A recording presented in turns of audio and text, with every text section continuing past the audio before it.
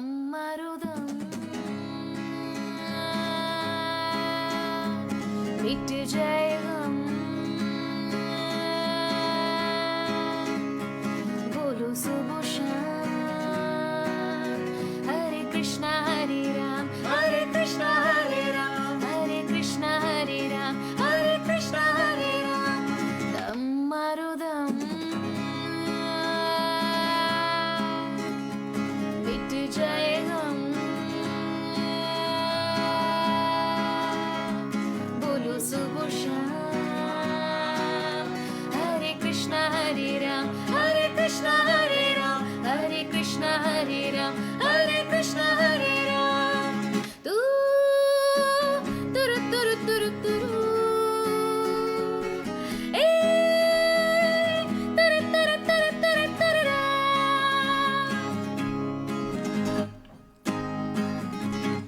दुनिया ने हमको दिया क्या, दुनिया से हमने लिया क्या, हम सबकी परवाह करें क्यों, सबने हमारा किया क्या।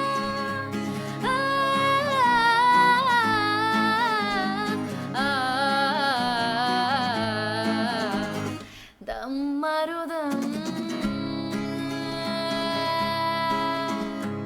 मिट जाए गम, बोलो सुबह शाम, हरे कृष्णा हरे राम, हरे कृष्णा हरे राम, हरे कृष्णा हरे राम, हरे कृष्णा हरे राम।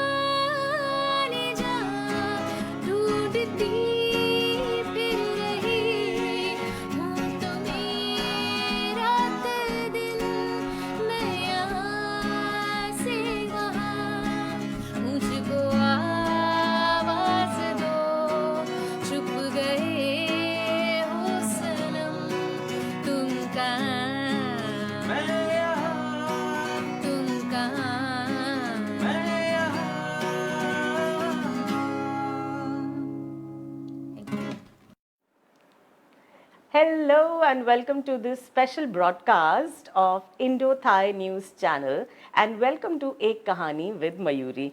आपको पता है कि एक कहानी में हम हर बार किसी एक हिंदी सिनेमा की शख्सियत के बारे में बात करते हैं और वैसे तो थोड़ा मैं कुछ क्विज करती हूँ, कुछ सवाल पूछती हूँ, but today there is no surprise because we are celebrating R.D. Burman's birthday week.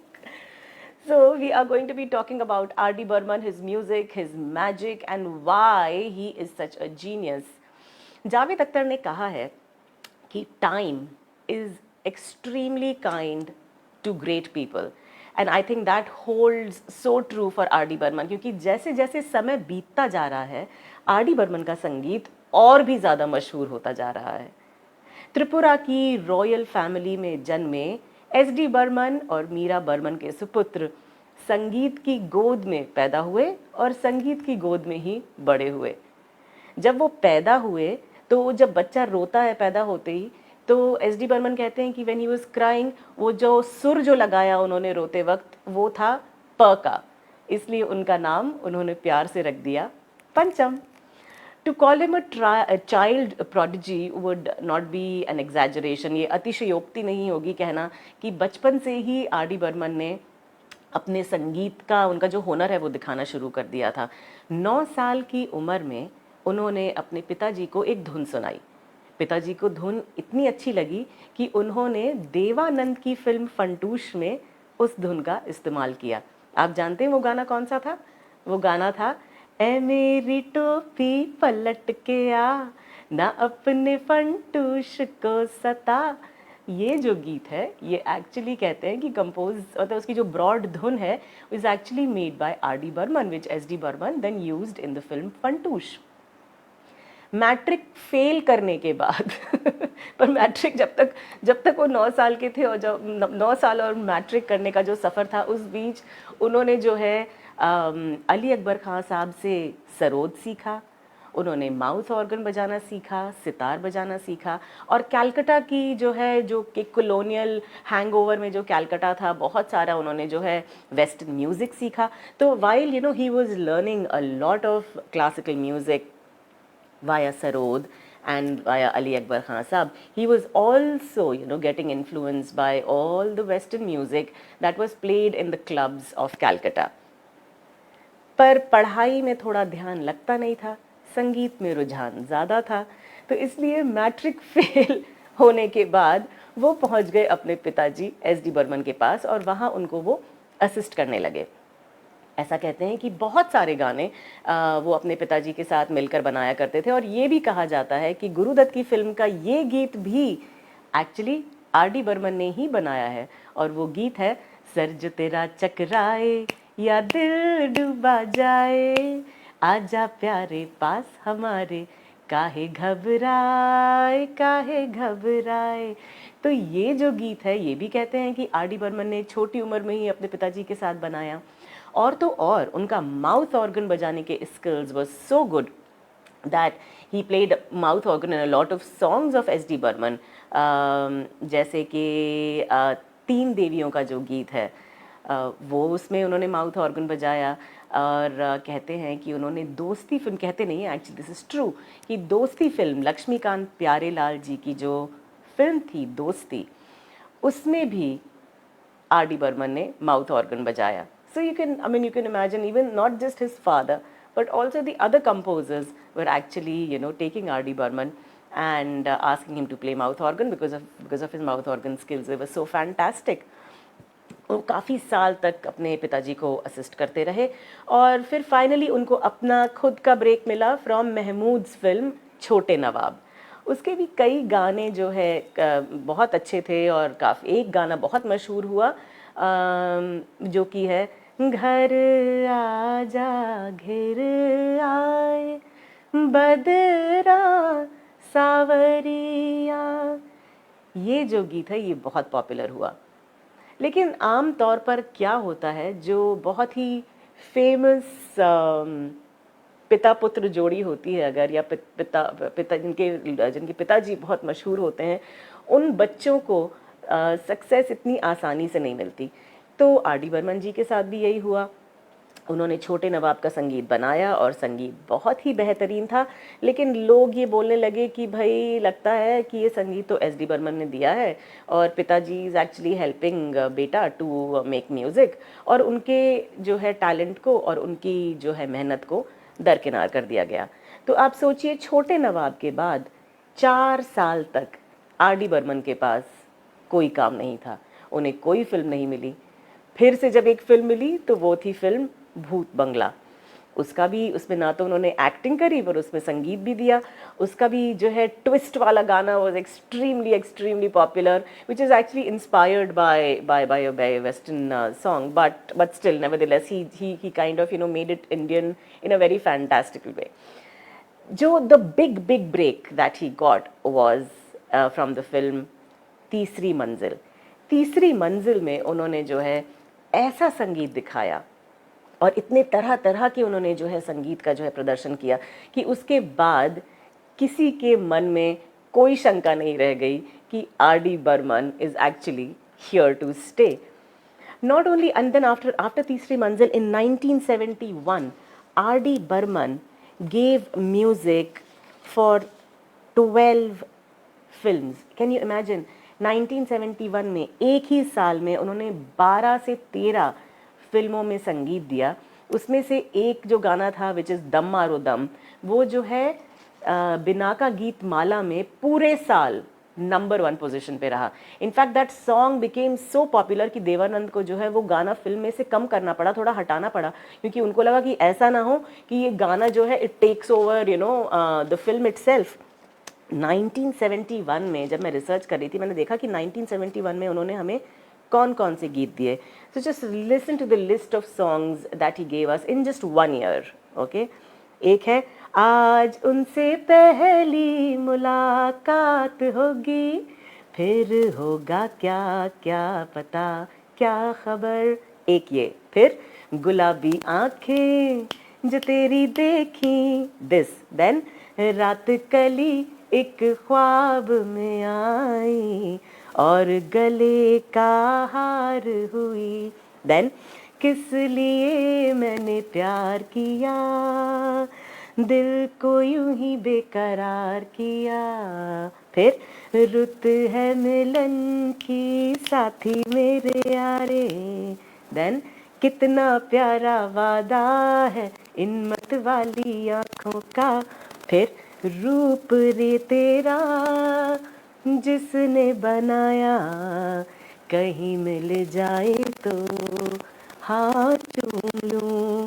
And of course, the most beloved album of R.D. Burman, Amar Prem, also came in 1971. And of course, the evergreen Dam Maro Dam came in 1971. I want you to take a look at this video from an extremely popular film on R.D. Burman. And after that, I'm going to introduce the director and the research team and Mr. Gaurav onto the show. Watch this clip. Mr. Lin, show us the video. मुखड़ा बाप ने बनाया, अंतरा इसने मुखड़ा बनाया, फिर पिताजी ने, इस तरह भी उनका काम होता था। लेकिन पंचम कभी बोलता नहीं था। मैं बोलती थी पंचम क्यों नहीं बोलते, बोले क्या है, पिताजी का नाम है, मेरा एक ही बात है, ऐसे बोलते। ठीक है। लेकिन बाद में उन्होंने इस चीज़ को साबित किया सबको, अपना पूरा एक स्टाइल अलग कर दिया। ही प्रूव्ड कि अभी तो आप कितना भी करो तो अभी आप कह ही नहीं सकते वो बात, क्योंकि ये इस तरह का म्यूजिक आया ही नहीं है पहले।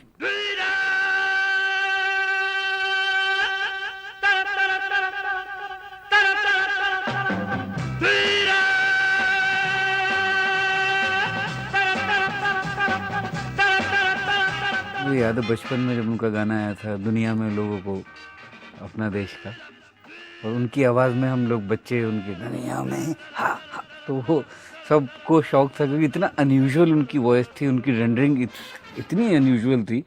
मुझे याद है, आई थिंक मैं शायद क्लास 5th या 6th में रहा हूँ। कभी हो जाता है आँखों में यारों का दिल खो जाता है। ये गाना मेरे जहन में बस घूमते रहा, दुनिया में लोगों को। तो खेलते खेलते तो मेरी मम्मी बोले इसको क्या पागल हो गया है ये। बातों ही To date, I don't know how he did that breathing in Dunya Mein. It's how do you do that? I don't know how he did that. Also, to date, nobody can get it correct. You know? It's not such an easy thing to do.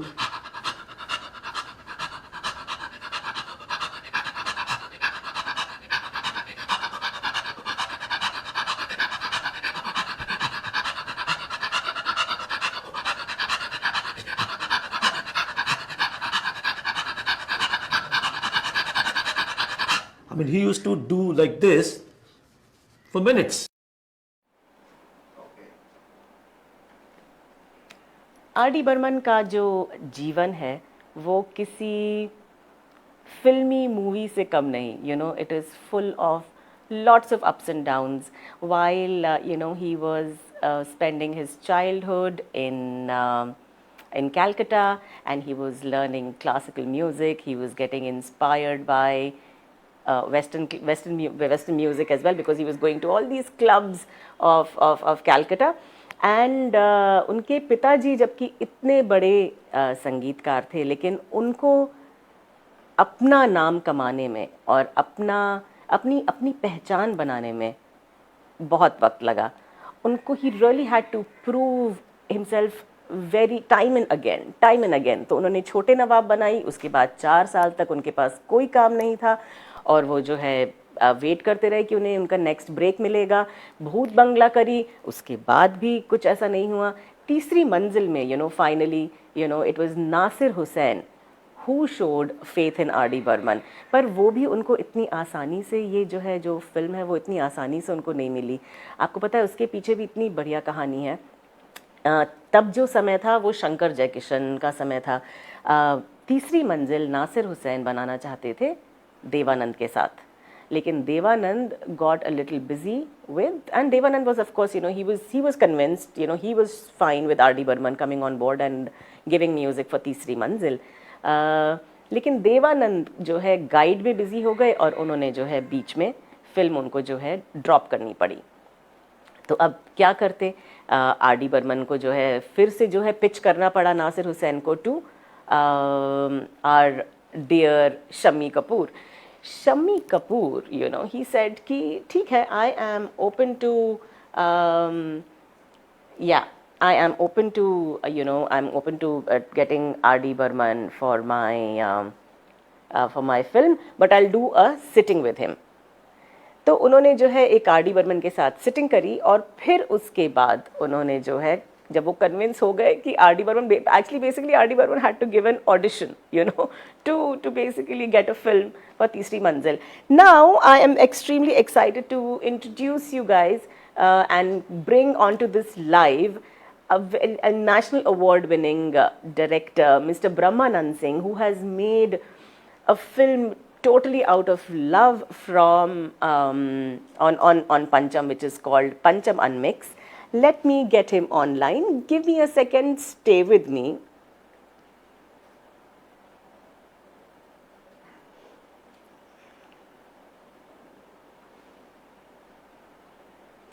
आजकल क्या है, technology का ज़माना है, zoom का ज़माना है, wifi का ज़माना है। तो क्या होता है, कभी कभी बीच में हम और आप इंटरेक्ट कर रहे होते हैं, जूम का सेशन अलग चल रहा होता है, पता चला wifi is week and the signal drops.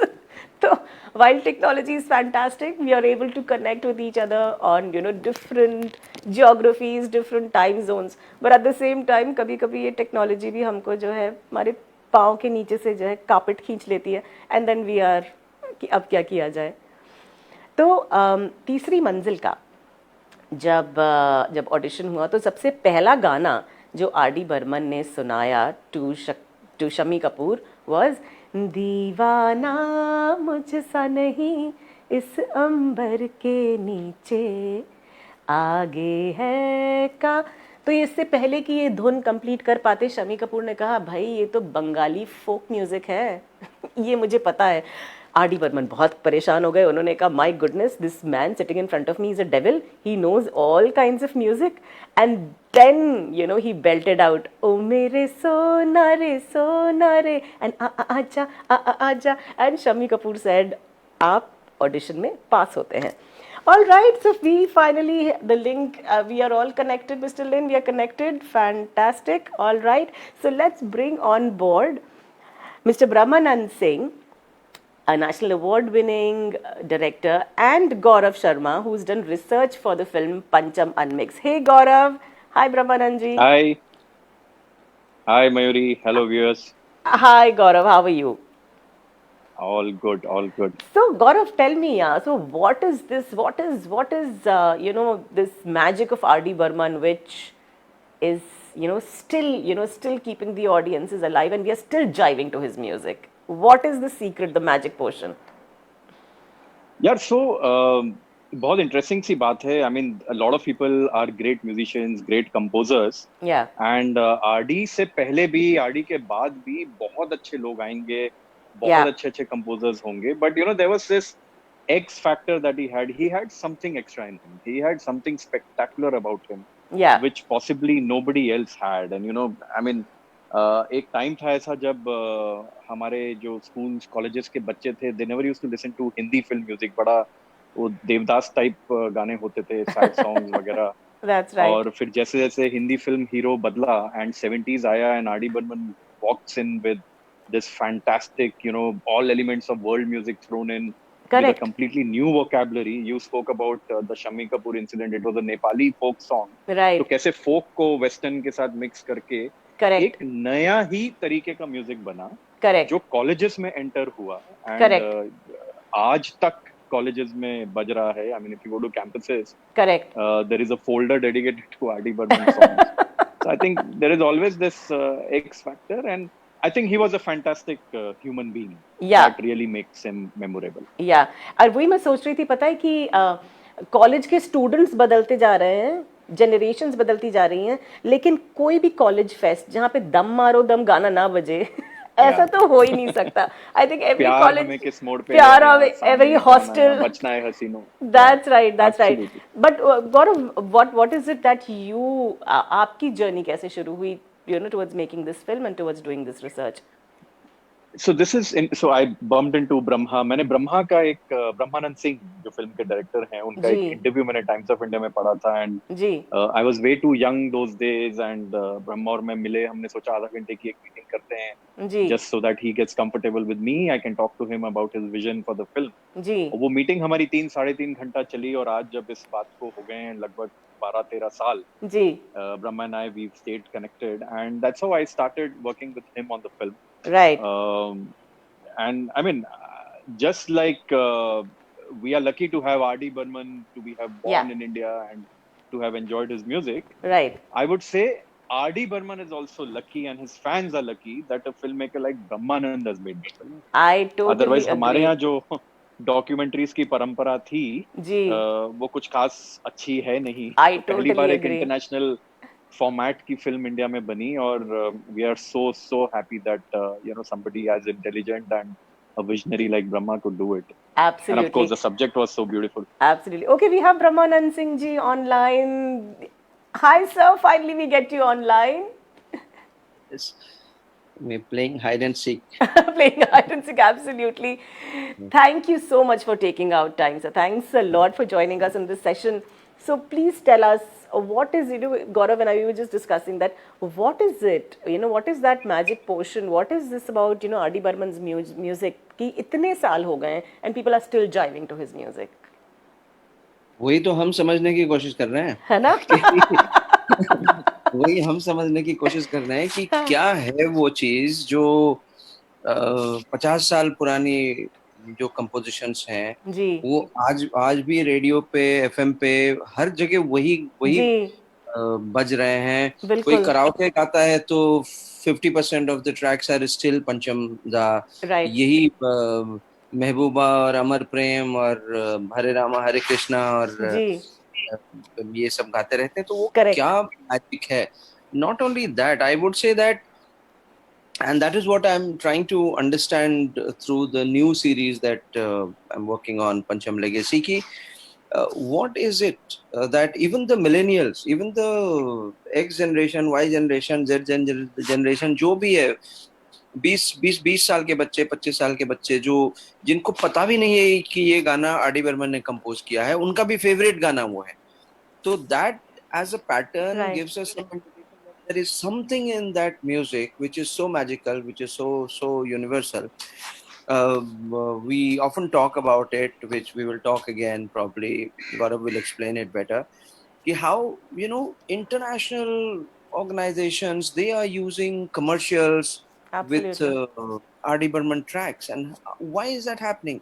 Those organizations don't have, those companies don't have problems of either choice or money. Okay, so why is it that they will come and suddenly choose, you know, something that Pancham Da had made 45 years back, 50 years back? True. So I would like to sum it by saying that music का जो timeless quality होता है, वो that is always universal. That you will find not just with R.D. Burman, but with half a dozen other composers also. That there is something. You will find the same thing with Beatles and Simon Garfunkel and things like that. They have their grip on something which resonates. That resonates with people, with emotions. That's right. With the structure, with the melodic expanse and things like that, and that works. And जैसे वो I think film में भी, sorry, R.D. Burman knew that. He knew that what is it that works. And I think it was coming from his very personal space. I think it was very genuine what he was making.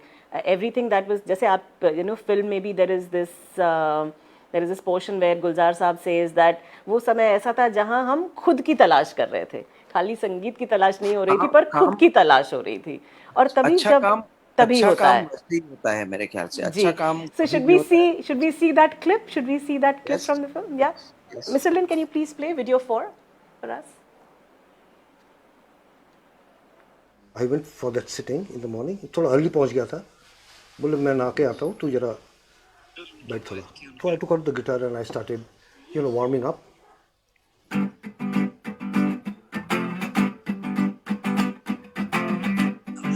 And suddenly the face came out from the door. Only the face. ऐसा करके, आप क्या बजा रहे हैं? Not generally we are always too. आप क्या बजा रहे हैं? लेकिन इसको बंद मत कीजिएगा, अब बजाते जाओ इसको. मुझे ठीक है भाई, मैं बजाता गया. He comes quietly with a towel on. Harmonium पे आके he made this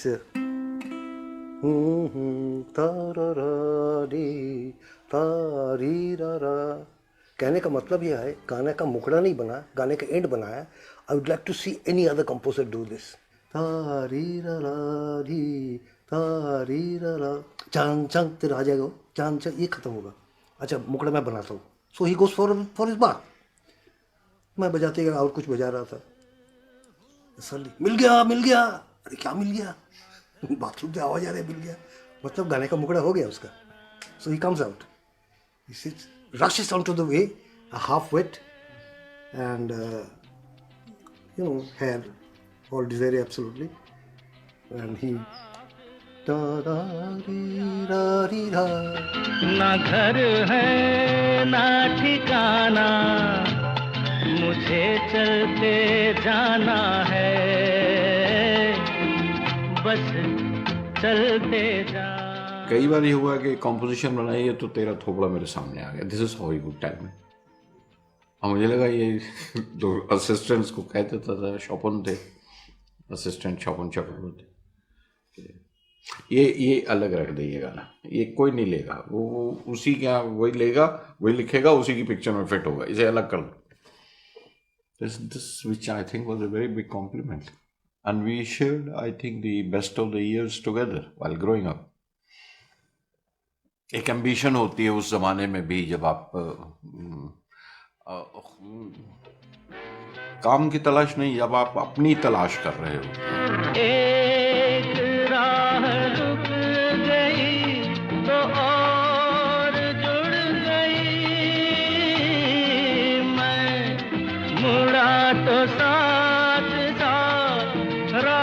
एक दिन बड़े वो टेंशन में थे, साला यार मरवा दिया यार, क्या यार. मैं बोला क्या बात है? अरे यार क्या बोलूँ यार, वो जब आता है तो मेरे को बुखार हो जाता है.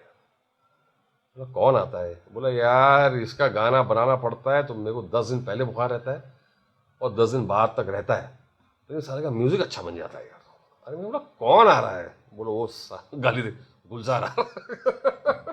दोस्ती में जिस तरह से आदमी लाड प्यार और गाली गलौज के साथ पेश आता है, उसी तरह पेश आया करते थे. बहुत शराफत से तो पेश नहीं आते थे. He was quite naughty, quite naughty chap. He used to forget that I was maybe 20 years older than him. Great sense of humor और बहुत अच्छा मिमिक. वो सबकी नकलें उतार के दिखाता था. फिर वो इसका एक भारतनाट्यम डांस करता था, पता नहीं कहाँ से इतनी एनर्जी आती थी उसमें. सो इतना बड़ा म्यूजिक रूम था. He used to run around the whole music room with his lungi and he was used to do the Bharatnatyam. And हम लोग हंस के पागल हो जाते थे. So Gulzar and R.D. Burman, my God, that is such a deadly combination, sir. Gaurav, what do you have to say about that? यार ये बड़ा एक मजेदार बात है. अब हम गुलजार साहब से जब मिलते हैं, आई मेट हिम 3-4 टाइम्स, और एकदम सीरियस अंदाज से, और उनकी एक फैन फॉलोइंग है, as a poet, writer and so on. But R D. Burman के साथ गुलजार साहब had a completely different, it's almost like a different life all together. Right. इनके इतने एनेक्डोट्स हैं कि गुलजार साहब को सफेद कुर्ता पजामा पहनना बहुत पसंद है. आर.डी.'s फेवरेट कलर वाज रेड, जो आपने इस समय पहना हुआ है, और आपके पास लाल फूल भी हैं. एंड तो आर.डी. जो है वो गुलजार साहब के घर पहुंच गए और वहां गुलजार साहब है नहीं। तो उनके नौकर को उन्होंने कहा वो शाम को आएगा ना तो उसको बोलना सफेद कौवे को लाल कौवे का सलाम। अब रात को गुलजार साहब वापस आए तो नौकर से बोला ही ना जाए, वो बेचारा वो कि मैं कैसे इनको बोलूं पे, एक तो सफेद कौवा उनको बोलूं लाल कौवा।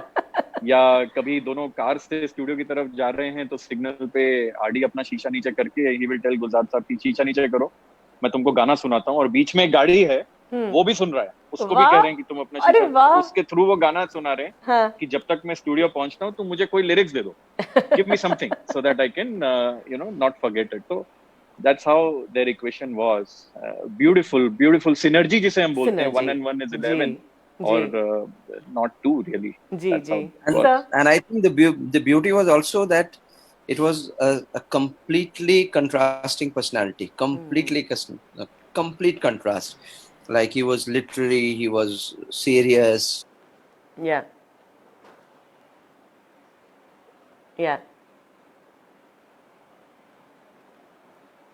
Steady, he was steady. RD was always हिलते डुलते रहना। तो हाँ, तो it was complete contrasting personalities.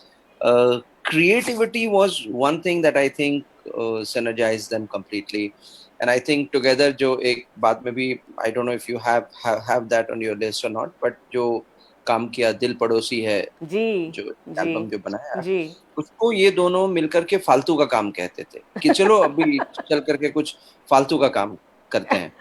Okay, and you can imagine कि इफ दिल पड़ोसी है इज फालतू का काम सच में, तो you can imagine what can be serious काम फॉर देम। उस फालतू के काम से मैंने बहुत सारे कॉम्पिटिशंस जीते, भीनी भीनी भोर आई, दैट सॉन्ग, मतलब भीनी भीनी भोर भोर, क्या बात है, हाय, बड़े कंपटीशन जीते, मैंने बहुत पैसे बनाए इस गाने से।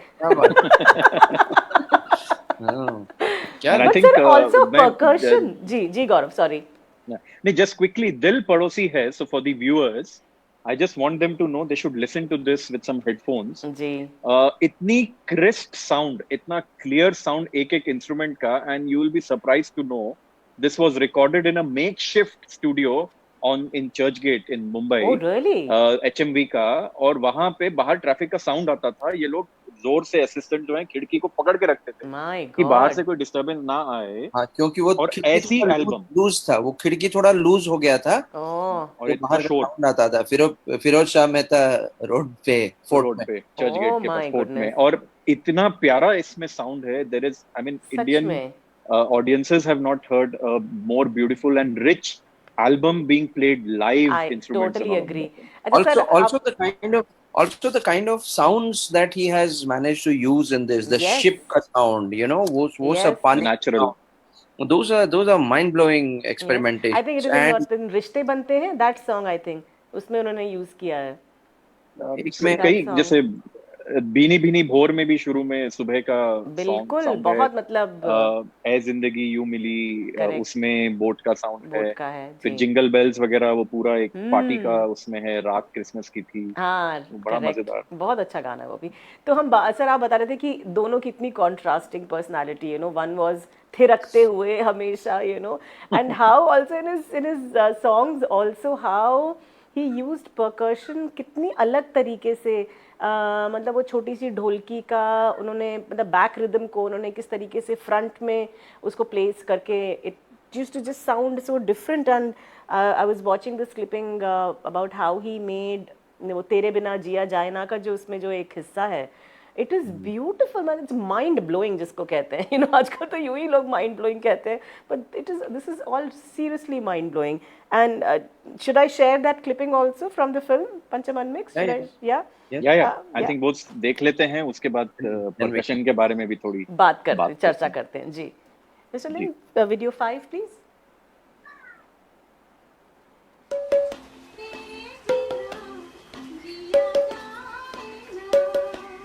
गुलजार जी आए, सब आए, सब सिटिंग मेंबर हो रहा था।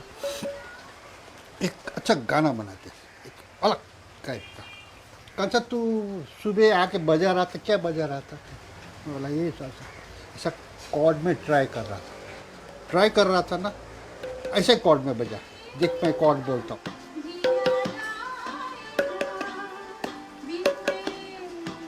using madal and tabla tarang and duggi tarang to create almost a melodic rhythm being played.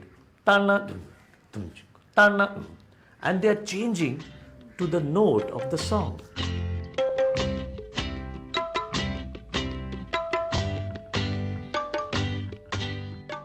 तेरे बिना जिया जाए ना, टरडंग डंग टरड, इतना खूबसूरत यूज है.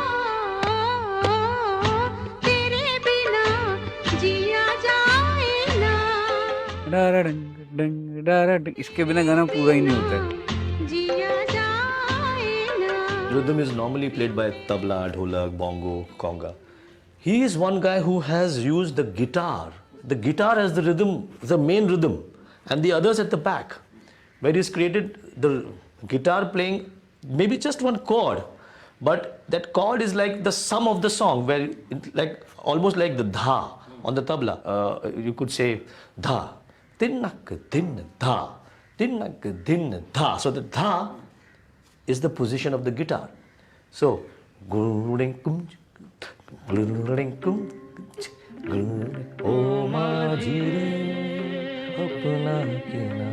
in that song, the rhythm guitar is the dha, the first beat of the song, and the madal is doing the. So my goodness, how he used guitar as a rhythm and different use of percussion. Sir? Yeah, I think so.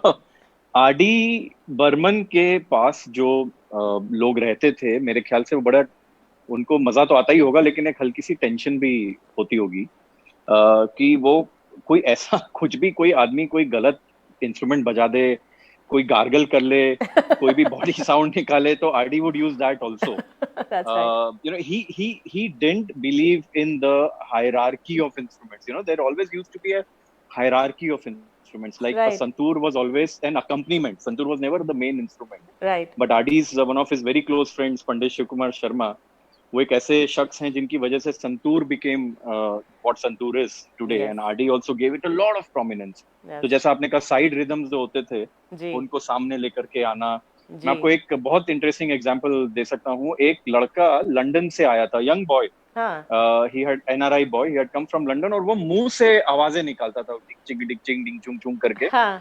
तो R D Burman ने suddenly गाने में उस sound को use कर लिया. Really? और एक जागीर फिल्म एक थी 1984, उसमें गाना है सबको सलाम करते हैं. तो उसमें जो शुरुआत का प्रील्यूड म्यूजिक है, I would urge the viewers you know to listen to it on YouTube. वो पूरा म्यूजिक मुंह से निकाला हुआ है उस लड़के का. There is no instrument. Wow. Please share the link for us. On the spot, RD Burman did this. Absolutely, I will do that on the comment. So that's his experiments on percussion and that's right. You know, all sorts of instruments. Right. And not just all of, you know, people say, oh, उनका music बड़ा gimmicky, you know, कुछ लोग ऐसे बोलते हैं बहुत gimmicky होता था, और you know, things like that. But at the same time, he belted out classical numbers which are, you know, sung by the classical maestros. अगर आज आप किसी भी classical maestro से पूछिए कि कोई एक आध बॉलीवुड का या बॉलीवुड हिंदी सिनेमा का कोई गाना बताइए, तो अमर प्रेम का गाना सामने आता है, घर आजा घेरा आ जाए सामने आता है. तो क्लासिकल संगीत में भी उतना ही, मतलब उनका जिसको बोलेंगे, you know, he was well rooted there as much as in the western music. Sir नहीं, वो तो था ही. अब ये रिदम की कुछ और बात करते हैं. हाँ.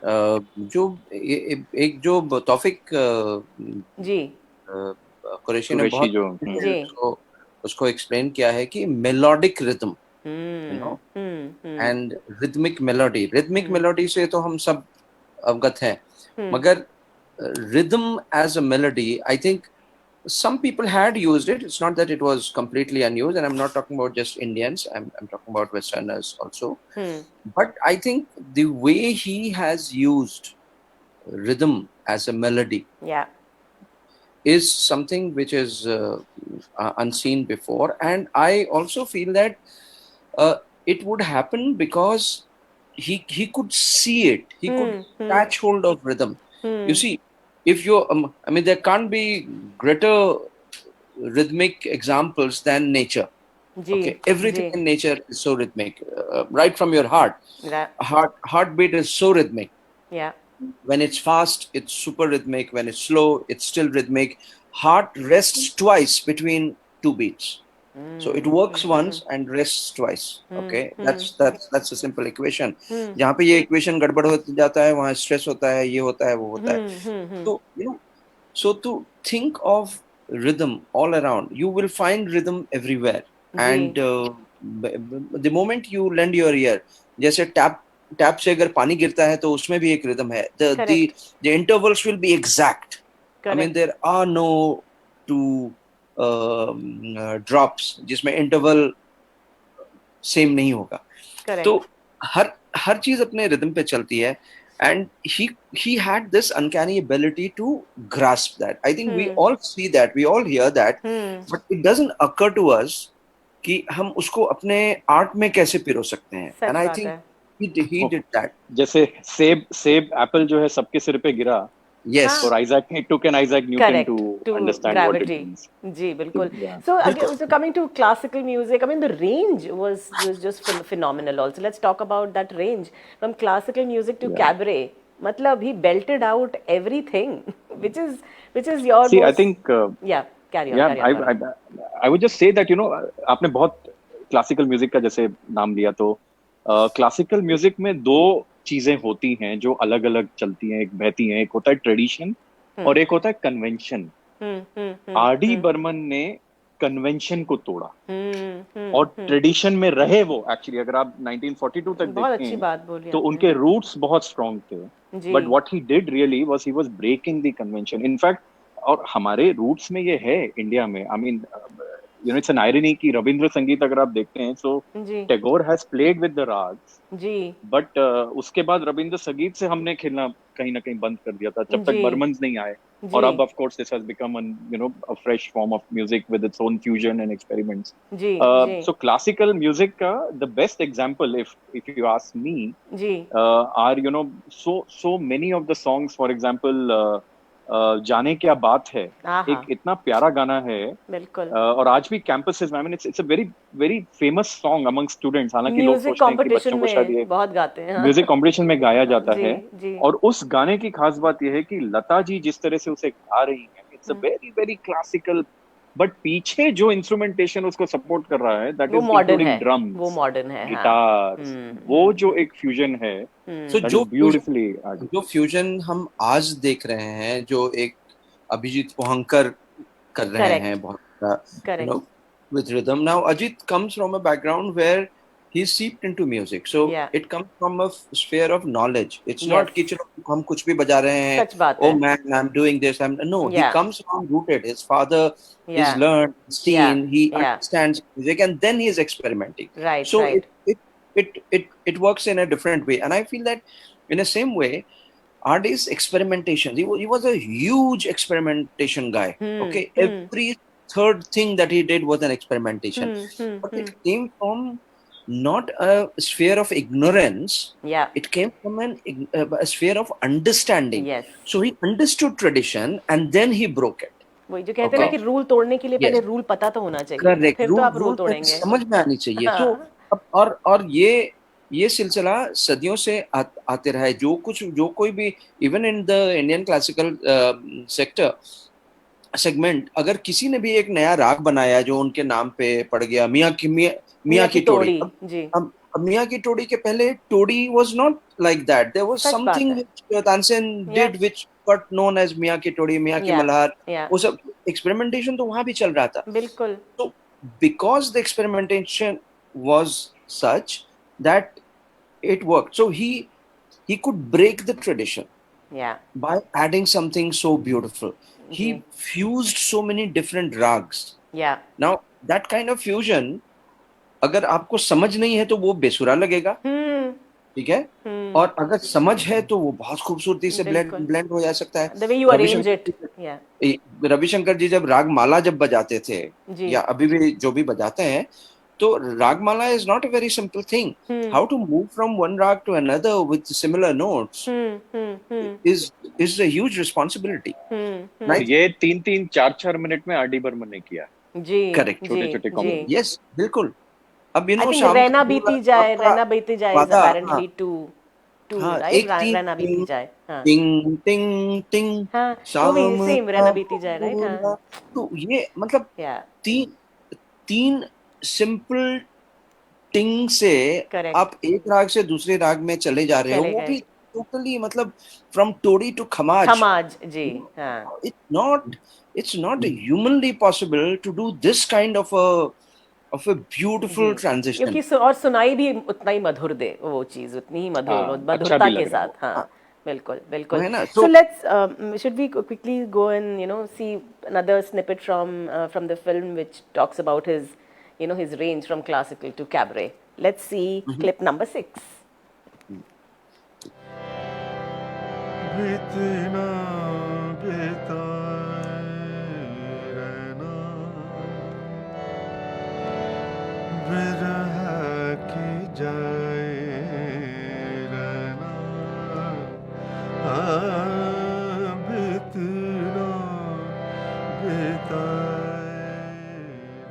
अक्सर ये हुआ करता था कि वो अपनी रिकॉर्डिंग के लिए जा रहे हैं फिल्म सेंटर, और घर से निकले हैं या म्यूज़िक रूम से निकले हैं तो रास्ते में मुझे आवाज़ दिली, यहाँ पे आगे क्या कर रहे हो, आओ थोड़ी देर गाड़ी में आओ, नीचे बैठ, मुझे साथ ले गए। और वो गाड़ी में ही कोई नई धुन, कोई नया फ्रेज, कोई ख्याल है उसके जहन में जो चल रहा है, और वो दरवाज़ा पीट के और छत पीट के गाड़ी की और सामने स्टेयरिंग पे मार के और बता रहे हो, गा रहे हो कि ये बंदिश, इसको बोल दे, ये खो जाएगा, इसको कोई ऐसी बंदिश दे दे, खो जाएगा। और ऐसा लग रहा है, तुझे कैसा लग रहा है, इस तरह के that excitement he wants to share with somebody, so he on his way to film center picks me up, ले गए फिल्म सेंटर पे नीचे जाके he dropped me like a hot potato। अब तुम वापस आओ, मैं चलो ऊपर मैं जा रहा हूँ, नहीं बिल्कुल डिस्टर्ब मत करो, अब तुम चले जाओ। You tell another driver किसे छोड़ जा, घर पे तंग करेगा ऊपर बैठ के। I think those are high moments which I should call। वो लम्हे जो बड़े लबरेज होते हैं, वो लम्हे जो भरे हुए होते हैं, छलके हुए होते हैं, वो शेयर किए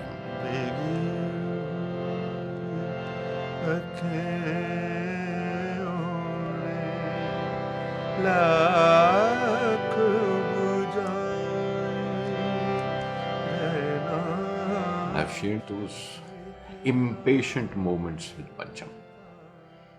वो लम्हे बेचैनी के जिनमें वो उतावला हुआ करता, मतलब कंपोज करते करते मैं किसी और शख्स में ये अदा नहीं देखी है कि आया है, उसने आया चाय रख गया, वो कंपोज कर रहा है, चाय रख गया, उसने उसी जल्दी में देखा गर्म है, पानी ठंडा था, उसके अंदर डाल दिया और पी गया और रख दिया। He didn't have the patience कि वो चाय ठंडी होगी तो मैं पीऊँगा। लेकिन म्यूजिक के लिए वो जो सारी बेचैनी के बावजूद एक ठहराव भी होता है जो क्रिएटिविटी के प्रोसेस के बाद होता है। उस ठहराव के बाद उस ठहराव में आकर वो आपकी क्रिएशन पकती है, तैयार होती है, उसे चिजल करते हैं, आप साफ करते हैं, सफाई करते हैं। I think that's a part of his creation of music. जा रहे के रातों के साए अपनी तलीबे आप ही उठाए, जब कोई डूबा रातों का तारा, कोई सवेरा। सैड सॉन्ग्स, क्लासिकल, अब आंधी, किनारा, घर, इजाजत, ये कुछ अलग ही उनका कलर है। और फिर बाकी जो कैबरे सॉन्ग्स बोलेंगे आप, जैसे कि पिया तू, और ये एक ही आदमी ने किया हुआ, ऐसा सोच नहीं सकते, बिलीव नहीं होता कि ये आदमी की, एक ही आदमी की सोच है। पिया तू अब तो आजा, शोला सा मन बोलेंगे रैप, जो भी पंचम ताकि स्कूल में दाखिल है या फॉलो करते हैं उनके लिए रैप कोई नई चीज नहीं है। तारा रूरू तारा तारा रूरू तारा तारा रूरू तारा रा रा ए या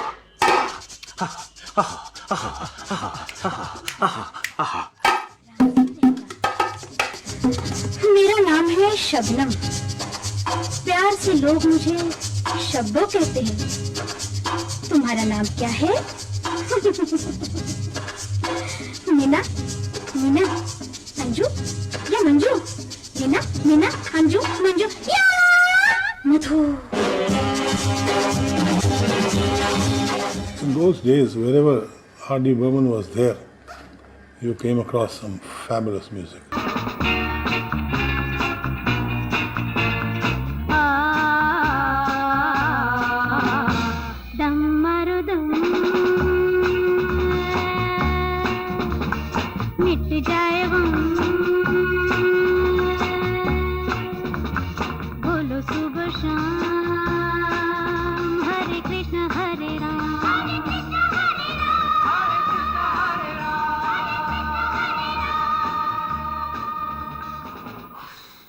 मुझे एक गाने की बिल्कुल अच्छी तरह याद है। 9:30 बजे की हमारी मीटिंग थी। मैं जब सुबह गया तो वो सोया हुआ था। बोला यार रात को एक फिल्म देखी कमाल की। बोला तभी 3:30 बज गए, 4 बजे तक मैं तेज लाइट जल। मैंने बोला कौन सी फिल्म? तो बोला ज़ैनाडू एक फिल्म चल रही थी। मैं बोला ट्यून कहाँ है? अभी प्रोड्यूसर आने वाली है, उसने सुनना है गाना। तो बोला बनाता हूँ। तो वो घड़ी घड़ी उसके मुंह से निकल जाए ज़ैनाडू मार करो ज़ैनाडू। उधर एक अखबार पड़ा हुआ था, उसके हेडलाइन पे लिखा हुआ था Jia will not accept this memorandum. तो बस वो घड़ी घड़ी बोले ज़ैनाडू टन टन टन टन जिया जिया जिया। मैंने बोला ये हो गया गाना। बोला क्या हुआ? मैंने बोला ये जो तू जिया है ना, ये हमारी हीरोइन का नाम है फिल्म में निशा, तो इसको मैं निशा कर देता हूँ। तो बोल, तो मैंने उस पर मुखड़ा कर दिया जाने जा आने जा।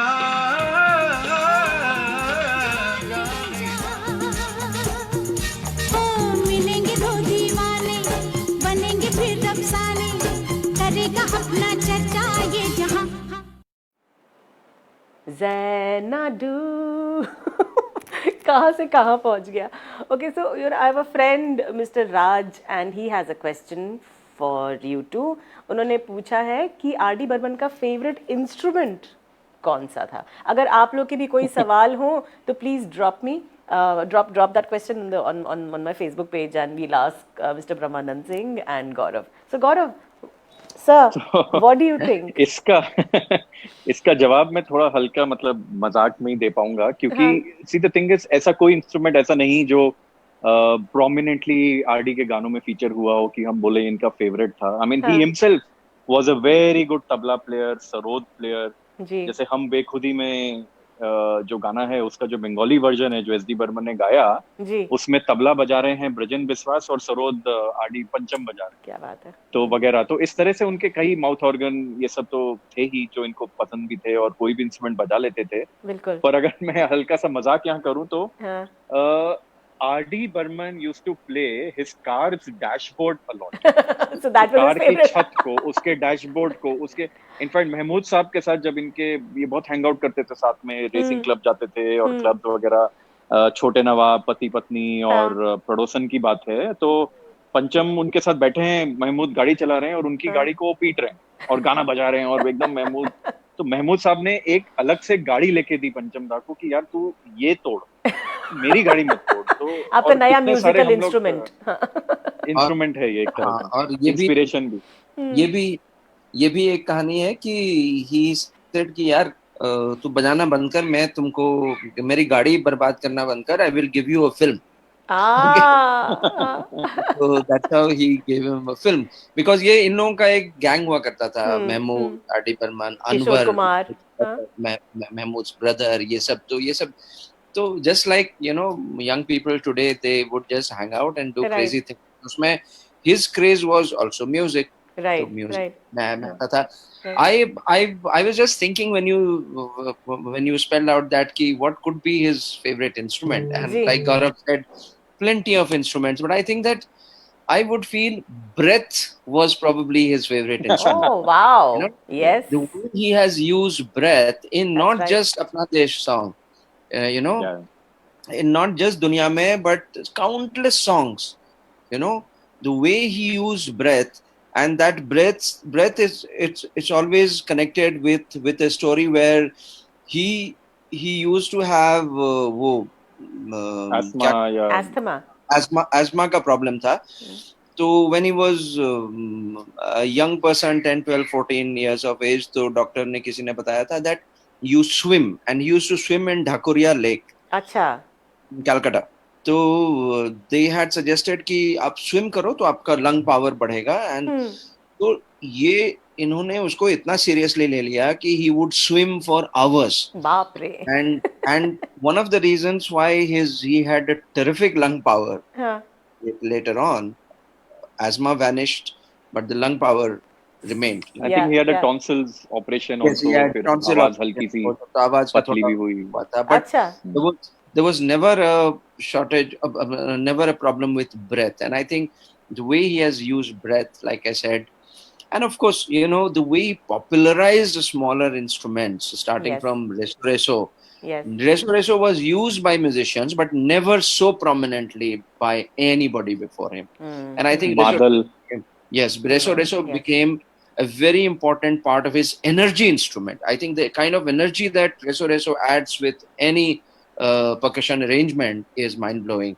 And like Gaurav said, Madal was a Nepali instrument. Ji. He kind of discovered it with the entry of Ranjit Gajmer, you know, Kancha Bhai जिसको बुलाते हैं. So audiences को बताएं, Madal, the instrument that he used in तेरे बिना जिया जाए ना, am I right? तेरे बिना जिया. So that हाँ, तो उसका तबली जैसा sound. जी. मुंह बहुत छोटा है और बॉडी भी बहुत छोटा होता है, तो उसका एक हाई पिच ढंग का एक बहुत खूबसूरत सुरीला टोन्स निकलते हैं उससे. तो I think, and it's a folk instrument that a lot of Nepali songs had used earlier. Pahadi songs, Nepali songs. So I think he again transformed it into a Madal Tarang. अब जैसे I think Brahma हम बात करें अगर लेकर हम दीवाना दिल या हम दोनों दो प्रेमी, उसमें मादल को इतनी रिस्पेक्ट मिली है कि पूरा का पूरा म्यूजिक रोक के in pure silence R D. Burman ने 2 नोट मादल के बजवाए.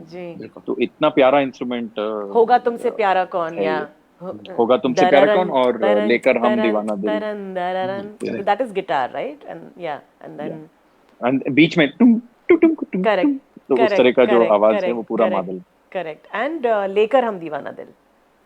उसमें लेकर हम दीवाना दिल में जब भी you know Dharmendra is crossing from one building to the other, तो वायलिन के पूरे बार्स बज रहे हैं और लास्ट में 2 नोट मादल. ओह, आई थिंक वो तीसरी मंजिल से वो शुरू हो गया था ना, this whole thing of you know beat. I think Teesri Manzil was a landmark, and Yaadon Ki Baaraat was possibly the first Indian film which was the pure Bollywood masala action revenge drama. बिल्कुल. गाने और over the top. बिछड़े भाई सब. It was a fantastic hit. मतलब it was Sholay से पहले मेरे ख्याल से. Yeah, absolutely. And the whole thing of, you know, doing a medley also. वो medley भी तो that was यादों की बारात, right? हम किसी से कम नहीं. हम किसी से कम नहीं. हाँ, वो बहुत बड़ा risk है. I mean, you can't think of any composer. And वो भी again even till now, क्या मतलब अभी तक वो medley इतना. Back to back, yes. ये FM रेडियो क्या करती है generally to ease their job. Medley चला दो. हाँ, 2 लाइन 4 लाइन 10 लाइन जो भी बोलना है बोलो, फिर उसके बाद बैक टू बैक 4 गाने चला दो. बट हियर उसमें से एक भी गाना अगर कमजोर होता वो पूरा सीन फ्लैट हो जाता. बिल्कुल. इतना 4 पावरफुल गाने, लोग आते थे फिल्म का वो गाना वो पूरा मेडले देख के चले जाते थे. अच्छा, सिर्फ उस मेडले को देखने आते थे और फिर अगले उस पूरे पार्ट को देखने आते थे. There is one more very interesting observation that I have about the medley. He again, like you know, it was one of the most successful experimentation that he did. Right. Like Gaurav said, there were any number of people who have gone to see the film just because of that song again and again, the series of songs. But it's not that just because it became popular, it became a hit. So he would repeat it in every. That's right. Correct. Correct. No, he did. So film की demand क्या है? And he neither had insecurity, nor was there a compulsion कि अब ये hit formula हो गया. There was no formula नहीं था. So like Gaurav and I have spoken very often about it. जो जाने भी दो ना, डिम्पल कपाड़िया वाला जो जाने दो ना, सागर का, तो उसमें he has used पायल का आवाज beautifully. एक बार या 2 बार गौरव, एक बार आया, फिर आया, फिर पूरे गाने में नहीं, फिर पूरे गाने में नहीं आया, और वो आ सकता था, मतलब it was such a beautiful moment, वो आ सकता था. So some other music composer maybe would have been triggered कि चलो इसको use करते हैं. Correct. But he didn't feel the need. Yes. And I feel that these are the hallmarks of people who don't make their success as a formula, and that is why they keep springing surprises, bringing in novelty. They're also reinventing themselves, ना, वो खुद भी चाहते हैं कि वो नया कुछ संगीत बनाएं.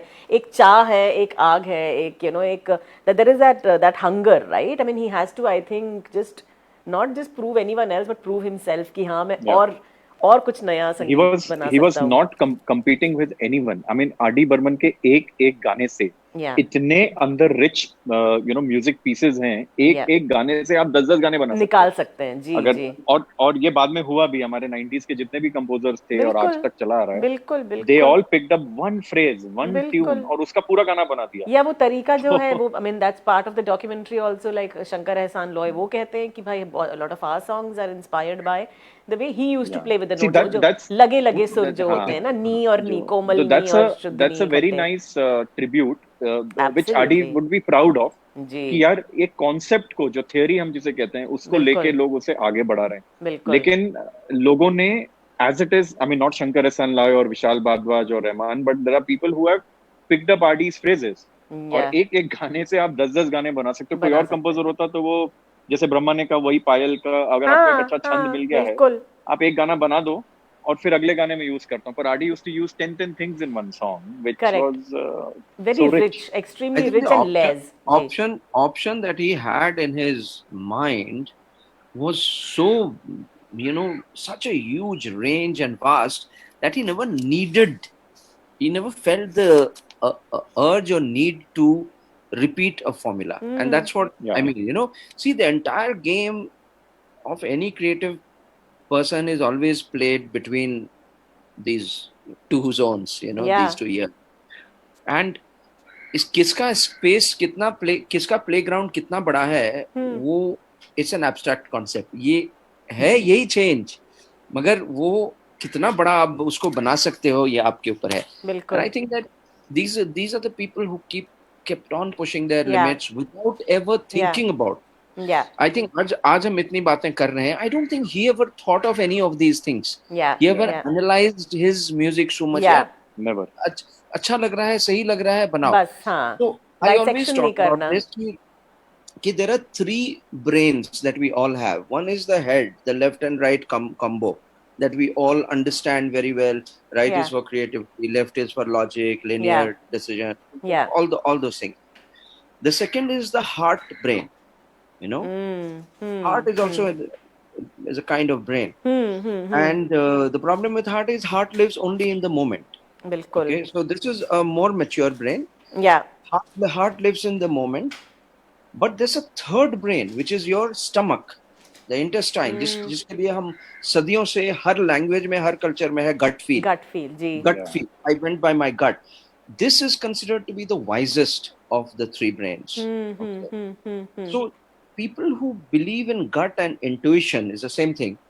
Okay, they have their maturity well cooled out. घड़ा इतना भरा होता है, जैसे आशा भोसले उसने बोला कि इतना सुना उन्होंने कि घड़ा भर गया था, फिर he wanted to. So I think I used to learn music with someone, and he used to often say a line से लाइन कि बेटा पहले दूध उफनता है फिर मलाई जमती है। तो वो उफनना बहुत जरूरी है जी, यू नो। जी। वो बहुत सारे लोग आजकल जो कर रहे हैं कोशिश, वो उनको आइडिया ही नहीं है कि कितना कुछ सुनना पड़ता है, कितना समझना सच पड़ता बात है है। या चाहिए फॉर योर घड़ा टू बी फुल। वो हाँ। 4 सुनते हैं, 40 सुनते हैं, 400 सुनते हैं, तो उनको लगता है कि उन्होंने तो बहुत सुन लिया और समझ गए, अब तो यू नो लाइक हो गया, whatever was there to be explored. Yeah. But that as a continuous process, no matter where you reach in your life, you continuously get excited by new things. I think Right. that was something that drove him, and I think that is the reason that we see such music from him. Masterpieces, yeah. Every song is a masterpiece. मेरा कुछ सामान तुम्हारे पास पड़ा है. Oh my God, इतना minimalist.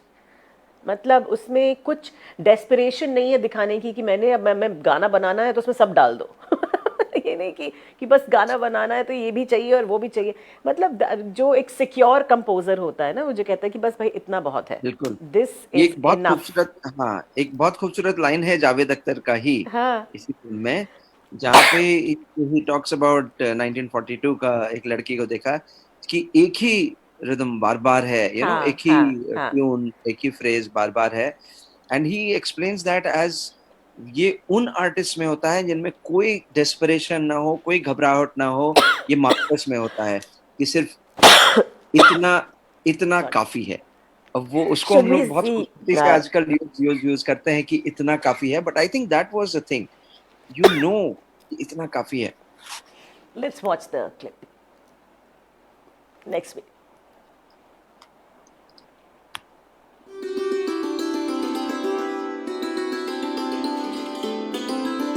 मेरा कुछ सामान तुम्हारे पास पड़ा है. गाना ले गए तो उसने से मैं सीन पढ़ रहा हूँ और मैंने से कहा गाना धकेल दी अपनी कॉपी. हाँ, कल टाइम्स ऑफ इंडिया लेकर आएगा, कहेगा इसकी भी ट्यून बना दो, तो मैं क्या वो भी बनाऊँ. मेरा कुछ सामान ऐसे जैसे होता ना, कविता पढ़ते ऐसे, तुम्हारे एकदम रुका, क्या कहा है तुमने? तो गुलजार बहुत खुश हो गया कि चलो, क्या गाया तुमने? मैंने कहा कुछ नहीं गाया, मैं डर गई. कुछ नहीं गाया. मतलब मुझे लगा बरसेगा कि क्या गाना करे. आके बोला किसी का फिर से बोलो. मैं कहा मेरा कुछ सामान तुम्हारे, बस शुरू हुआ. 10 मिनट में पूरा गाना बना के छोड़ दिया उसने. मेरा कुछ सामान तुम्हारे पास पड़ा है. The lines are beautiful, but they are not on any meter or anything like that. Any normal person will feel that, oh my God. But he, though he didn't understand the language very well, but he respected the writer.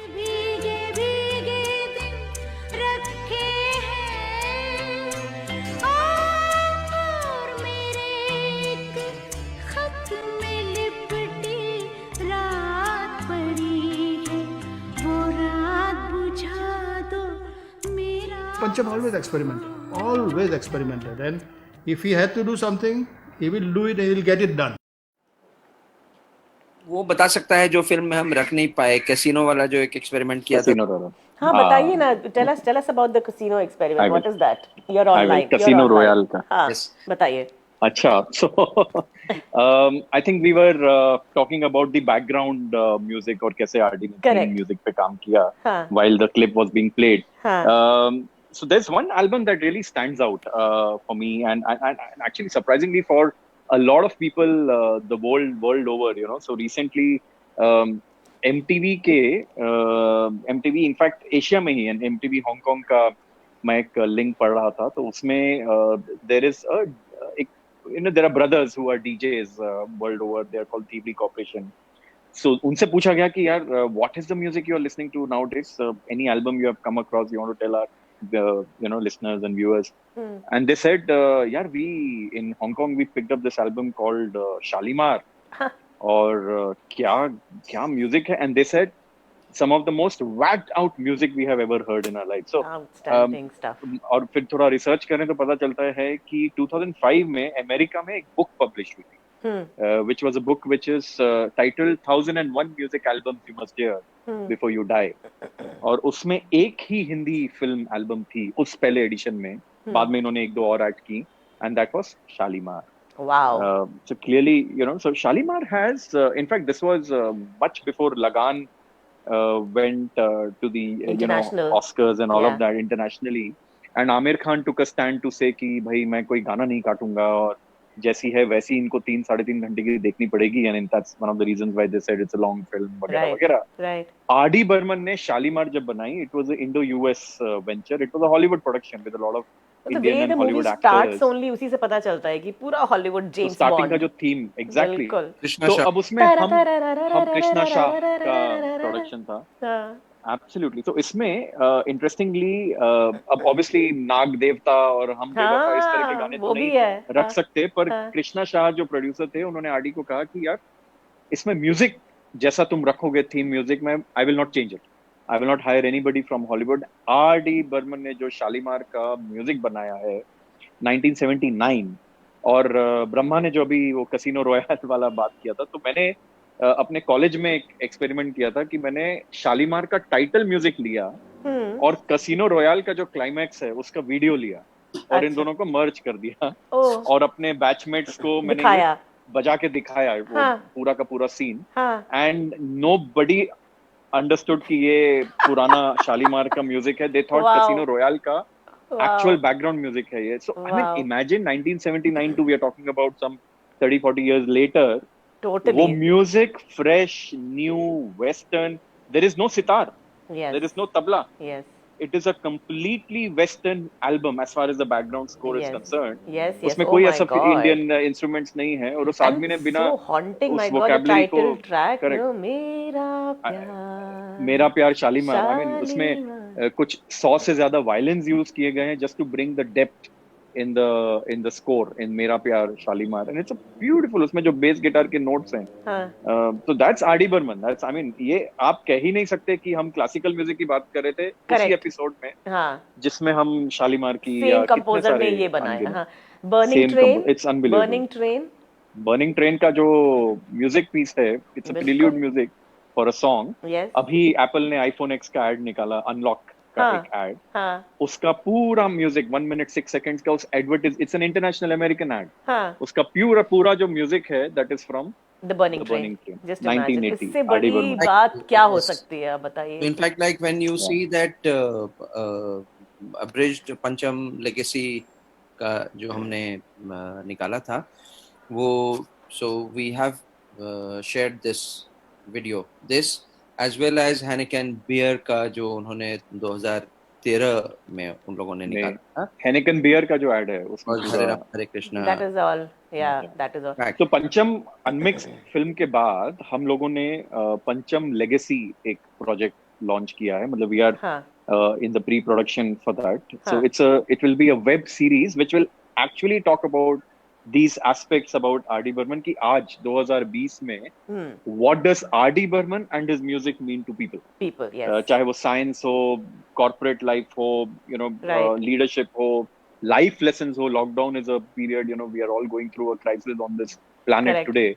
Correct. But what are the lessons you can learn from the life of such a great genius? Because I mean, you cannot fool children. आज आप YouTube पे जाइए, चूचू TV और इतने सारे उसमें there are these Little Mother Goose और इतने सारे channels है, but for a 3-year-old if you play लकड़ी की काठी पे घोड़ा, वो बच्चा एकदम gets attuned to that song और लगता भी नहीं है कि ये पुराना गाना है. बिल्कुल. So that's legacy. Not only that, world over जब गोरे लोग भी जब reproduce कर रहे हैं, recreate कर रहे हैं, remix कर रहे हैं, तो भी उन्हीं के, he's the most remixed music director. From Mehbooba, not Demi Russo's song. True. Demi Russo का भी गाना कर सकते हैं, और आप डेमी रूसो का गाना सुनो, it looks like a lifeless song to me, sorry to say, but the moment you hear महबूबा उसमें जान आ जाता है. बिल्कुल. And I think that when a little back it struck me that the jazz component was so high in R.D. Burman's music, and I think the kind of artists that he had, like for example Manori Da, like Manoj Louis Banks and would have been a star in the category of Louis Armstrong had he been in the West. Yeah. Okay. Yeah. So those kinds of people played with him, you know. आज भी अगर हम किशोर सोधा, Kishore the man, I mean the trumpet player. Oh, I mean in a live, I tell my friends, आप लोग किशोर सोधा को live सुनिए. He was R.D. Burman's trumpet player, and his trumpet sings. Yeah. और हम लुई आर्मस्ट्रॉन्ग जिनको हम बोलते हैं man with the golden trumpet, today ना लुई आर्मस्ट्रॉन्ग है ना आर डी बर्मन है, बट किशोर सोदा is there on this planet and he is performing live housefull shows. Manori da जब तक रहे उन्होंने सैक्सोफोन से लोगों को बिल्कुल just to complete that incident which I wanted Gaurav to narrate, and he missed out on one thing. So what had happened was, while we were making this film Pancham Unmixed, it struck me that it could be a very interesting thing when Gaurav was talking to his foreigner friend, a Moroccan girl from France, Soraya. Yes, Soraya Sabbani. So Gaurav was taking her, and she was very much into R.D. Burman. Okay, courtesy Gaurav, जिसने उसको initiate किया था और बहुत कुछ ज्ञान देता था. तो उसमें वो एक सीक्वेंस मैंने कट किया where he is playing the music of Shalimar का title and title track and the visuals that we put were from Casino Royale. Yeah, you just explained that. Yeah, amazing. And the film and that segment was breathtaking. It was a 2 minute, 3 minute, 4 minute. I think हमने 3-4 दिन लगाए थे उसको edit करने में. फिर बाद में वो जब फिल्म 3.5 घंटे के स्टेज पे था उसमें मैं वो था. फिर बाद में निकलते वो बेचारा निकल गया. I think R.D. Burman is the only music director जिनका आपको बैकग्राउंड स्कोर भी अच्छा लगता है और आपको लगता है कि आप उसको भी एक अलग सीडी बना के डाउनलोड करके सुनते रहें बार-बार. I mean, be it सत्ते पे सत्ता और Sholay, it is just outstanding. Shalimar, Burning Train, and how he I think Sholay का तो शुरू भी हुआ था. वो जो no other film had a theme music. Soundtrack, audio, along with dialogues. Yes. I think that was one tradition why we didn't continue with that, but it was brilliant. RD के बारे में एक इंटरेस्टिंग बात यह है कि आपने background music बोला तो बहुत लोगों को ये बात पता नहीं है. आरडी बर्मन जो है वो अपनी फिल्म का जो प्रीमियर होता था कई बार साउंड बॉक्स से देखते थे. तो जहाँ प्रोजेक्शनिस्ट बैठता है वो अपना एक सिगरेट लेके या ड्रिंक लेके he used to go to the sound box and watch the film from there. So ये हमें बताता है कि वो उस जो फिल्म बनाने का पूरा प्रोसेस है वो कैसे इम्पैक्ट कर रहा है आम ऑडियंस को.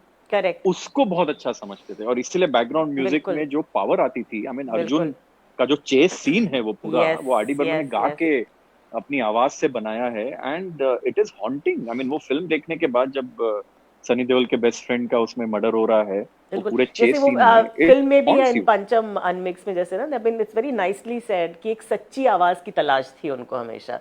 ही always is looking for that सच्ची आवाज. And let's watch के इफेक्ट को समझते थे डॉल्बी के आने से पहले. बिल्कुल.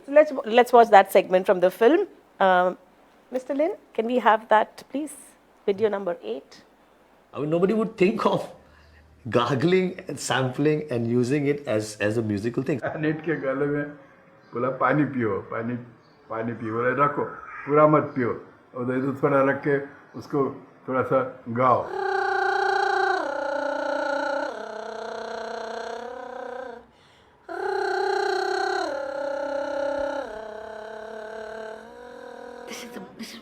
This is what I want. I said, but I was gargling. So I said, this is what I want. In a tune. And it became a grand thing throughout the movie.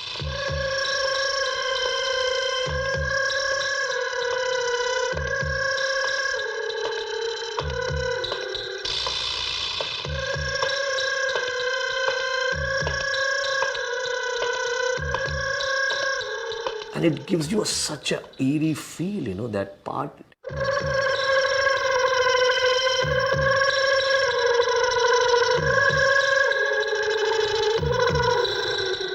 Cut to Sholay, very different kind of music. पूरा scene जो है वो शांता प्रसाद जी के तबले पे है, और उनको पूरा ये मालूम था कि शांता प्रसाद जी के तबले की खासियत क्या है। वो बाएं का जो इस्तेमाल करते हैं,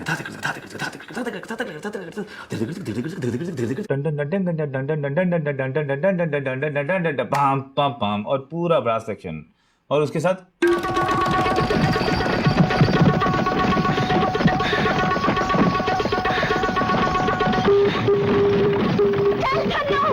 आज मेरी बसंती की इज्जत का सवाल है। The horse is running and this Leela is going on behind. But what an effect it created in the theatre.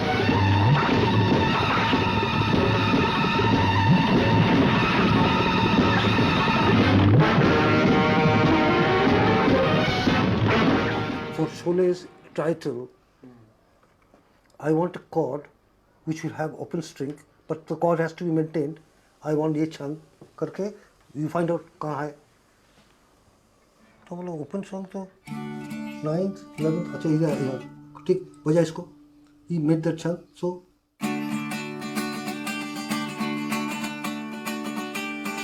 this is how he did it. Obviously, the theme which he wanted to do was like a Western theme, like, you know, like a cowboy, Ennio Morricone kind of theme, and that whole guitar part in the beginning. And the theme itself.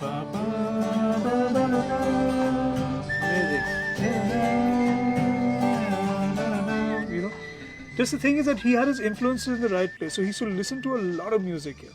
He's a man who heard all kinds of music, imbibed everything, and then finally came out with his own kind of song. इनकी recording शुरू होने वाली थी, मुझे बुलाया गया था और मैं कोने में बैठ के कुछ प्रैक्टिस कर रहा था, और जैसे ही मैंने वो बजा के सुनाया तो बोला यही गाने में पहले रहेगा।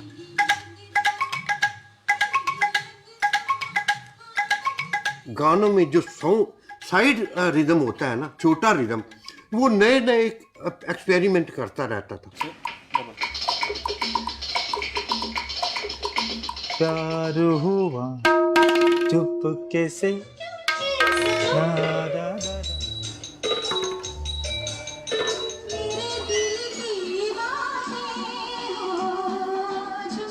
Now the music comes.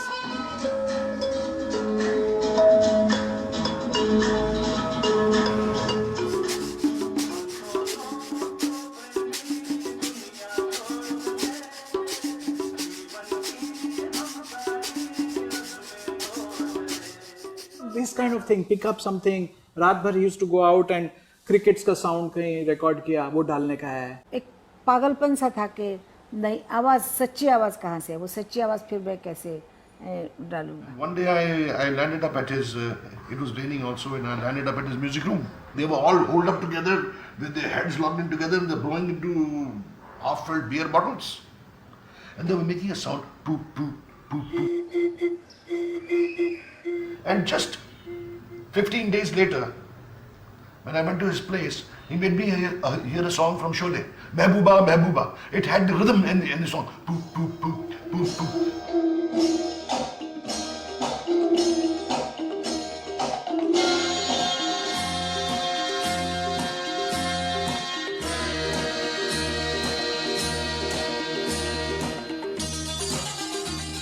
मेरे पास एक ईरानियन संतूर है, तो कई फिल्मों में इस्तेमाल हुआ था वो। अब ये पंचम ऐसे शख्स थे, उन्होंने सोचा कि इसको मैं एक अलग टोन इसमें कुछ क्रिएट करूं, जो उसका आप वैसे साउंड सुनेंगे तो वो अलग साउंड है, उसको बिल्कुल बदल दिया। He was one of those geniuses, you know, who would see rhythm and music everywhere around. I think ये R.D. बर्मन उनके म्यूजिक का session, I think this can just go on for ever and ever. I think इसके लिए तो मतलब 2-3 क्या 10-12 sessions करने पड़ेंगे, और तब शायद जा कर के थोड़ा हमको जो है इनके बारे में पता चलेगा। But I request sir you to just help us wrap up this beautiful session. Thank you so much for taking out time, but how do you want to end this for us? Brahma, you want to go first? नहीं, go ahead. नहीं यार, I think बहुत मजा आया मयूरी, बहुत मजा आया। In fact you are right, हमारे पास बातें इतनी सारी हैं कि this can go on for many hours. Yes, exactly. Many years. Exactly. You know, for me, the way I look at RD, and बहुत जल्द RD का birthday भी आने वाला है. That's right. You know, I think he died fairly young. Yeah. He never grew old. And just like him, his music also has not at all grown old, or his music is young. This man will always remain young. And we just, you know, enjoy the stories, the anecdotes, the fun he had, the inspirational low moments, not only low, but inspirational low moments, and then the highs that he saw and the afterlife that he's having. Yeah. Absolutely fantastic. Yeah. That's how we would always remember RD. That's right. So I think very similar here. I am absolutely in awe whenever I think that here is someone who passed away at the age of 54. Here is someone who spent out of those years 5-6 years in a relatively low phase, so to say. Yeah, yeah. But rest बाकी जो आप लगा लो क्या किस तरह का काम करके चले गए कि we are constantly, there are hundreds and hundreds of us who love his music, who listen to his music, who has listened to it 100 times, and still when we hear it 101st time, there is something new. There is something. Absolutely. And it ranges from, like, you know, absolute diehard fans, you know, who's obsessed with his music, down to absolute connoisseurs like Shujat Khan. Yes. You know, yes. Like Shujat Khan and Ajay Chakrabarti, you know, who are able to इन लोगों के जब clips जब viral होते हैं, वो शाम अजीब थी का जिस तरह से अजय चक्रवर्ती उसको एक्सप्लेन करते हैं, वाह, मतलब रहना बीती जाए एंड वो शाम, यू नो, अजीब थी कि वो मैं सोचता था मेरा नाम, वो it's not a very easy thing. और किस तरह से इन लोगों का एक कॉम्बिनेशन होता था, किशोर कुमार का, आर.डी. बर्मन का. It was geniuses at work, and I think वो इतने समय में इतना जबरदस्त काम कर गए हैं. I always call 27th June his birthday, and 4th January I call it his immortality day. Absolutely. He became immortal that very day. He never died. Absolutely. And I think that पर कभी-कभी यही सोच आता है कि अगर ये 26 साल और जिंदा होते अभी, और कितना खजाना निकल के आता, निकल के आता, you know, with technology and things like that, which he did not need, you know, he did not need all of this. But those are thoughts that comes, but I park that thought at the back of my mind and just celebrate the kind of creation that he has left for us. I mean, 2000 odd songs, you know, 300 films. Not easy. I mean, not easy. In the West, you have the finest of groups and finest of legendary artists, and that's right. उनके ऊपर में आप देखेंगे तो मतलब like career में 20, 30, 35, 40 album होते हैं. Right. Here a person has 300 albums. Film song is practically an album, जिसमें से कम तो 60, 70, 80 ऐसे albums दे गए हैं, और कम से कम वो 2000 गाने में से मतलब कम से कम 500 गाने ऐसे हैं which will continuously be talked about and remembered and repeated forever. Yes. That's right. So I think my hats off to him, I always say, and these are the people who needs to be only celebrated. Absolutely. So, I'll hold you for a minute, sir. I'll hold you for a minute. I won't let you go now. We'll just watch that quick snippet from the film again, and then we'll come back and say a final goodbye. Okay. Mr.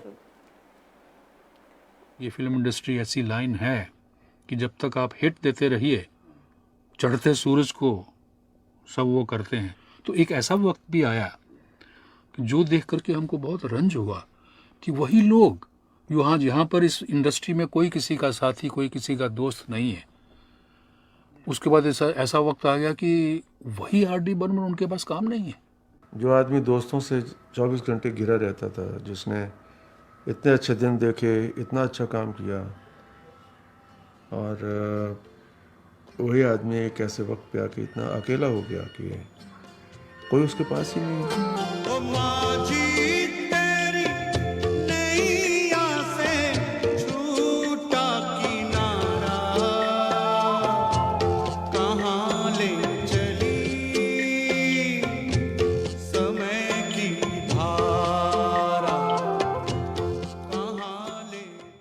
public memory is very short, very short. And I think when the going's good, everybody jumps onto the bandwagon. And before it comes to even slowing down a little bit, everybody's off. इसलिए कि यहाँ talent की तो इज्जत ज़रा कम है, जो अभी अभी कामयाबी है उसे देखा जाता है, और इतने बड़े जीनियस को भी लोगों ने तज दिया था. When I asked him, I said, I don't hear you much these days. And he says, you'll be surprised, I haven't recorded a song in the last 2 months. लेकिन वो बहुत सेल्फ रिस्पेक्टिंग पर्सन थे. वो कभी किसी को ऐसा दिखाएंगे नहीं या किसी के पास जाएंगे नहीं, क्योंकि वो दौर बदल गया. कुछ इस तरह के लोग आ गए कि उनके तौर तरीके अलग थे, काम लेने का तरीका, काम मांगने का तरीका अलग था, which he could never do. It is really an unfortunate period because I personally feel that that was a time when Pancham was getting even richer, simpler and more deep in his melodic structure. But somehow or the other, he had just gone off the main wavelength of Indian film music. It's like he was always spinning on his own beat, you know, but the world had changed, the pace of the world had changed. फिर किसी शाख ने फेंकी छाँव, फिर किसी शाख ने हाथ हिलाया, फिर किसी मोड़ से उलझे पाँव, फिर किसी मोड़ से उलझे फिर किसी राह ने पास बुलाया. सुभाष घाई का पिक्चर जो साइन किया था वो जरा सा गड़बड़ हो गया. हाँ, वो गड़बड़ होने से ना जरा ज़्यादा उसको दुख यानी इफेक्ट हुआ मन में. वो तो इतने साल से म्यूजिक दे रहा हूँ मैं, इतनी इज्जत थी मेरी, बट आज इस आदमी ने मुझे ऐसा गिराया है कि मैं उठ नहीं पाऊंगा दोबारा. बोला कर्टसी होती है, बोलो तो सही कि मैं आपको रिप्लेस कर रहा हूँ, मैं थोड़ी कुछ झगड़ा करता.